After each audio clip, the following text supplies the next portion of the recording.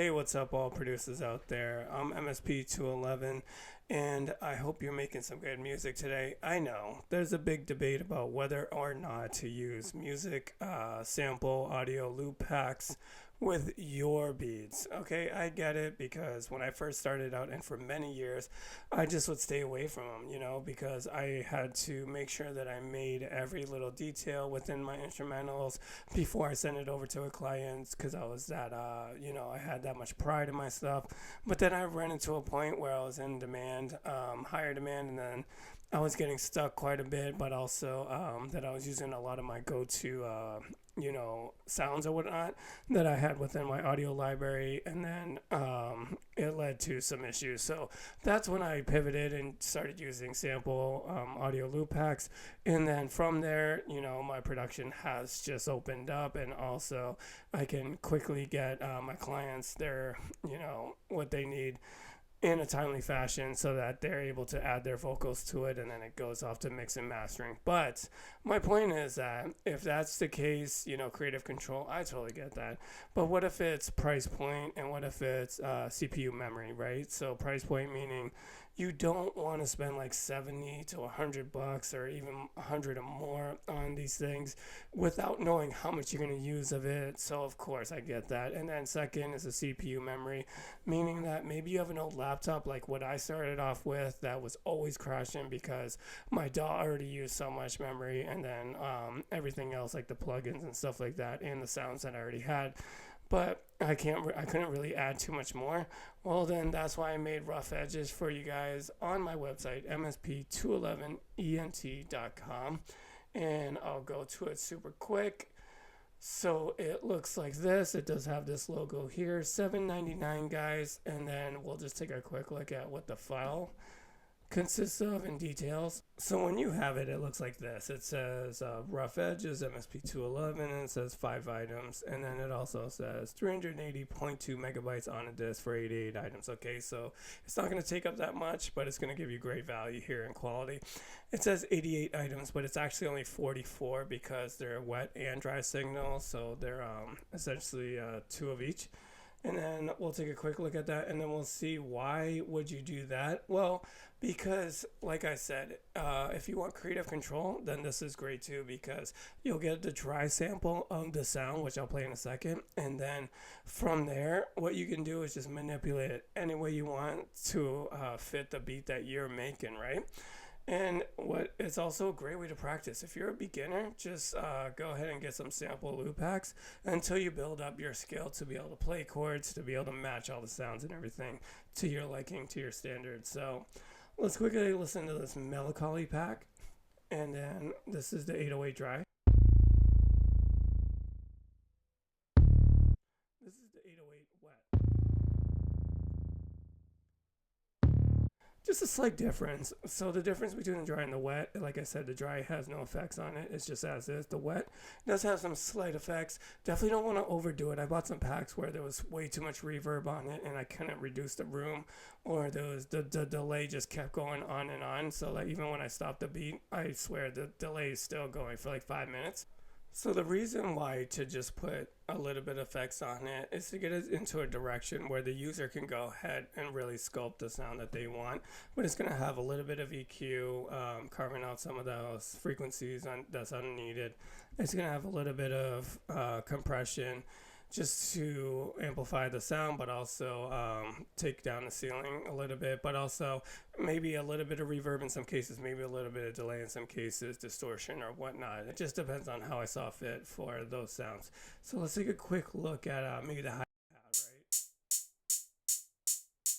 That's dry. And that's why you can definitely tell more of a distinction there. So let's go ahead and get out of this Melancholy pack. I'll just play the piano real quick.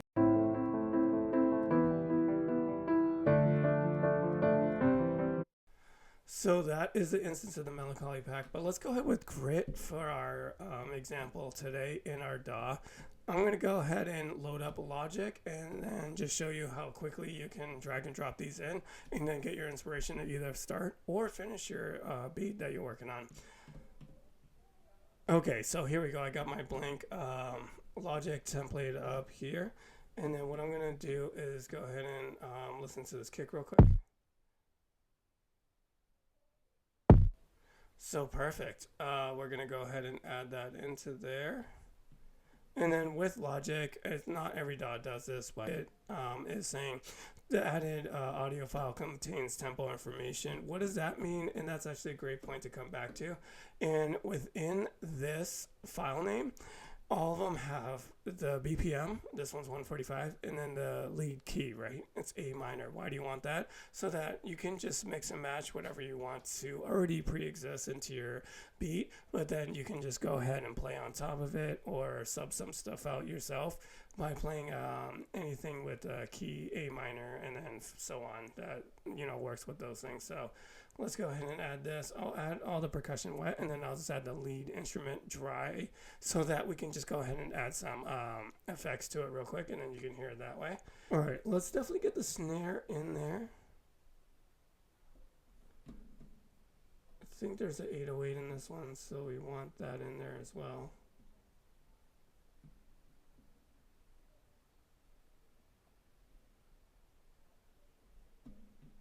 Let's make sure the hi-hats are in here.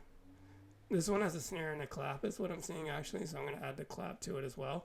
And that's perfect because sometimes you want just a snare, sometimes you want just a clap. Depends on what type of beat you're making out of these things. The hi-hat, and then all I got to find is the lead piano.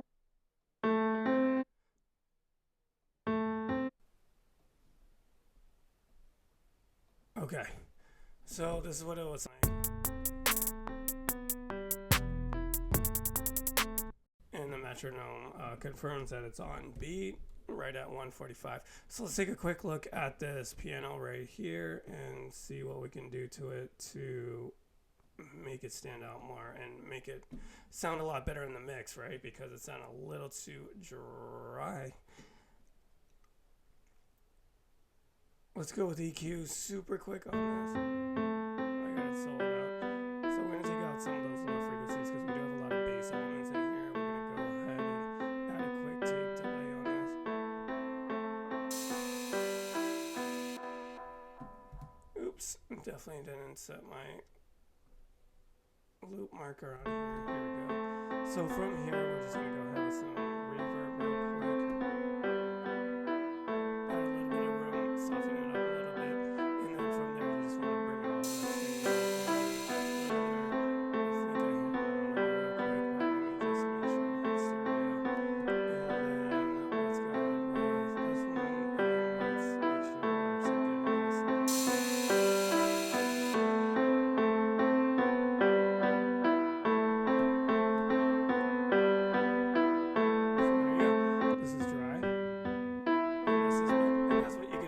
Sounds and then really make it your own from here on out.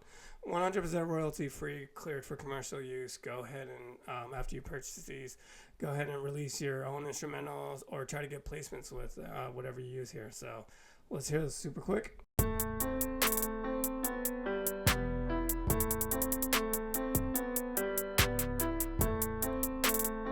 So right, all you got to do is just determine what you want to use out of that. If you want to use the whole thing all together, which there's many more elements in there, go ahead, feel free. If you're just practicing, even if you're just a rapper and you just want to practice, you can purchase this pack and you don't need to bug a producer or even try to download it on YouTube or whatnot.